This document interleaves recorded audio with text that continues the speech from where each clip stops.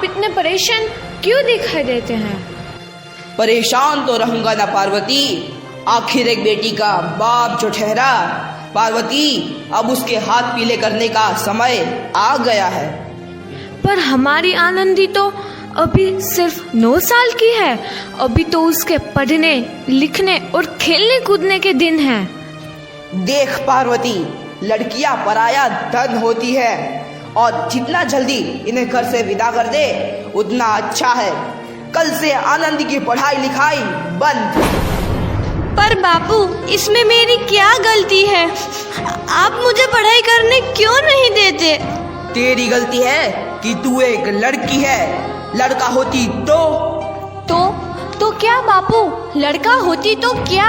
ए लड़की, ज्यादा जबान ना चला, नहीं तो जबान हलक से खींचकर बाहर निकाल दूंगा। बापू, मैं पढ़ लिख कर कुछ बनना चाहती हूँ। मेरी पढ़ाई ना रोको बापू। आनंदी, तुझे पढ़ना है तो पढ़, लेकिन सारी उम्र बाप की छाती पर यूं बोझ बनकर ना बैठ। पर बापू, अभी तो मेरी उम्र पढ़ाई लिखाई की है। मुझे पढ़ लिख कर डॉक्टर बनना है। पढ़ाई पढ़ाई पढ़ाई, आज तो तेरी इन किताबों का काम तमाम करके ही छोड़ूंगा। ये ले। नहीं बापू, मत फाड़ो बापू। छोरी। नहीं बापू, नहीं। बापू, ये तुमने क्या किया? तुमने मेरी इन किताबों को ही नहीं फाड़ा बापू, मेरी किस्मत फाड़ दी, मेरी किस्मत। ये कॉपी किताबें ना सिर्फ छोरों के हाथ में अच्छी लगती है, लड़कियों के हाथ में तो सिर्फ मेहंदी अच्छी लगती है, मेहंदी। पर बापू, मैं लड़की हूँ तो क्या हुआ? लड़का और लड़की तो हमारी दोनों आंखों के समान होते हैं। चुप कर आनंदी, और यह एहसान मान कि अब तक जिंदा है तू। कहीं बचपन में गला दबा कर मार दिया होता तो यह तेरी बकबक नहीं सुननी पड़ती आज। पर बापू, मुझे चूल्हा जलाना अच्छा ना लगे है। देख छोरी, जितना जल्दी हो तू चूल्हा जलाना सीख ले, उतना ही अच्छा है तेरे लिए। और हाँ, तेरा ब्याह तो होगा, वो भी कल के कल। अबला जीवन है तुम्हारी यही कहानी। आंचल में है दूध और आंखों में है पानी।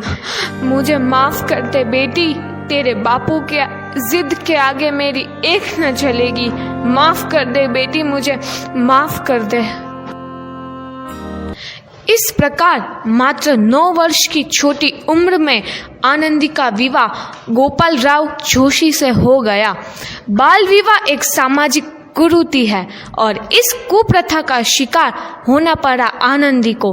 5 वर्ष बाद आनंदी 14 साल की हो गई है। उसके घर एक शिशु ने जन्म लिया है। देखते हैं आगे क्या हुआ। देखिए ना, इसे क्या हो गया है? इसका माथा तो अंगार की तरह तप रहा है। इसे तो बहुत तेज बुखार है। आप बिना कुछ भी बोलते हैं, दीजिए मुझे। माधव, जल्दी से वैद्य जी को बुला के लाओ। जी, अभी बुला के लाता हूँ। ये तुम क्या कर रही हो आनंदी? भगवान की विभूति लगा रही हूँ। बस करो आनंदी, ये सब अंधविश्वास है। अरे आप यकीन तो कीजिए, भगवान की कृपा से इसका माथा ठंडा हो रहा है और बुखार भी उतर गया है ना बाबू? देखिए, दीजिए मुझे।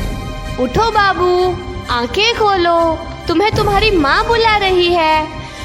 आंखें खोलो, देखिए ना इसे क्या हो गया है। आंखें भी नहीं खोल रहा। आंखें खोलो बेटा। आप चुप क्यों है? आंखें खोलो बेटा, आंखें खोलो।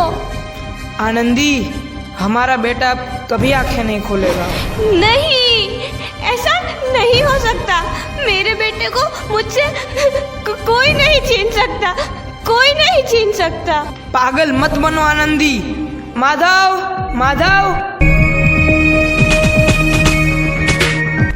आनंदी, बंद करो ये पागलपन। भगवान ने मेरा बच्चा छीन लिया। भगवान ने नहीं, तुम्हारी अशिक्षा और अंधविश्वास ने तुम्हारा बच्चा छीना है। अगर तुम पढ़ी लिखी होती तो आज हमारा शिशु जीवित होता। तुम अनपढ़ थे आनंदी, अनपढ़। नहीं, अब मैं अनपढ़ नहीं रहूंगी। नहीं रहूंगी मैं अनपढ़।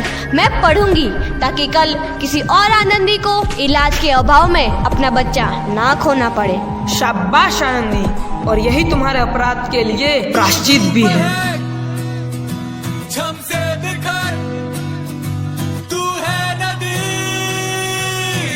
आनंदी, तुम्हारी 12वीं का परिणाम आ गया है। तुमने पूरे कॉलेज में प्रथम स्थान अर्जित किया है। आनंदी, तुम्हारी मेहनत रंग लाई है। तुम्हें शिक्षा वृत्ति मिली है। ये लो तुम्हारे अमेरिका जाने की टिकट। मुझे शिक्षा वृत्ति मिल गई। मैं अमेरिका जा रही हूँ, पर ये सब मैं अकेले कैसे कर पाऊंगी? आनंदी, अपना आप को इतना कमजोर क्यों समझ रही हो? फिर इतना पढ़ने लिखने का क्या फायदा?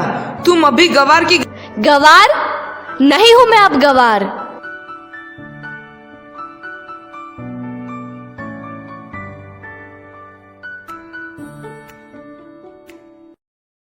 तो इस प्रकार 7 अप्रैल 1883 को आनंदी अमेरिका के पेंसिल्वेनिया के लिए रवाना हुई और 3 साल बाद उन्होंने डॉक्टर ऑफ मेडिसिन की उपाधि प्राप्त कर ली।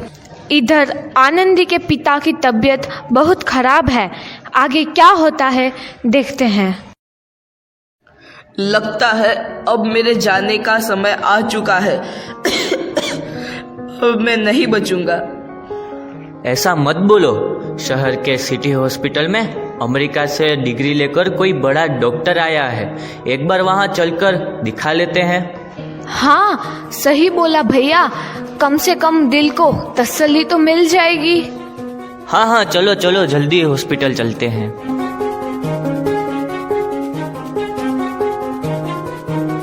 इस मरीज की हालत तो बहुत ही खराब है। कोई चमत्कार ही इसे बचा सकता है।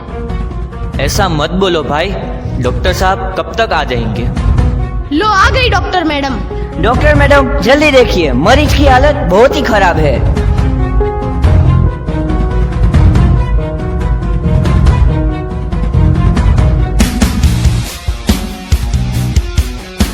अब आप बिल्कुल ठीक हैं। मौत के मुंह से आपको बचाया है डॉक्टर मैडम ने।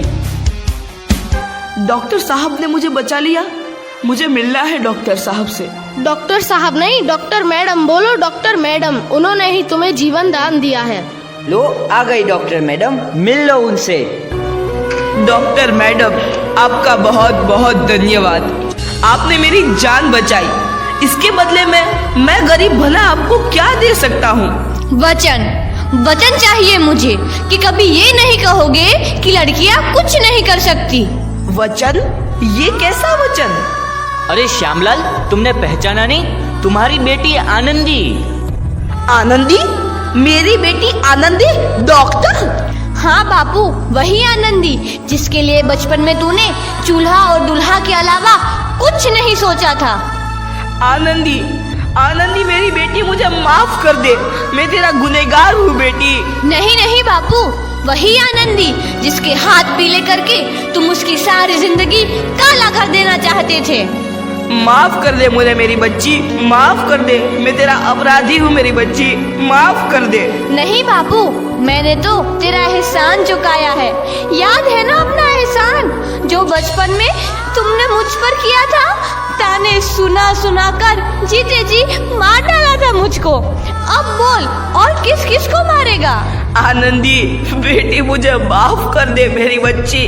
मैं तेरा गुनहगार हूँ। बापू, आपने ही तो बोला था किताबें सिर्फ बेटों के हाथ में अच्छी लगती है, बेटियों के हाथ में तो सिर्फ मेहंदी। बेटों और बेटियों में फर्क करना दो आंखों में फर्क करने समान है। एक का पढ़ना और दूसरे का ना पढ़ना सामाजिक अंधकार है बापू, सामाजिक अंधकार। उपकार मांगता हूँ मैं तुझ जैसी बेटी का, जिसने सारी उम्र मुझसे कुछ ना मांगा तो सिर्फ बराबरी का दर्जा। वरना सच तो यह है कि मैं तेरी माफी के लायक भी ना हूँ। मुझ जैसा बाप तेरी बराबरी कर सके उसके मैं लायक भी ना हूँ मेरी बेटी, मैं लायक भी ना हूँ। अपने बापू को क्या माफ नहीं करोगी आनंदी? माफ कर दो आनंदी, माफ कर दो। सुबह का भूला यदि शाम को घर लौट आए तो उसे भूला नहीं कहते। बापू। तो इस प्रकार आनंदीबाई जोशी ने अपनी मेहनत और अटूट इरादे से न केवल भारत की पहली महिला डॉक्टर बनी, बल्कि आगे चल के उन लड़कियों के लिए सुनहरा रास्ता दिखा गई जो जीवन में कुछ करना चाहती थीं।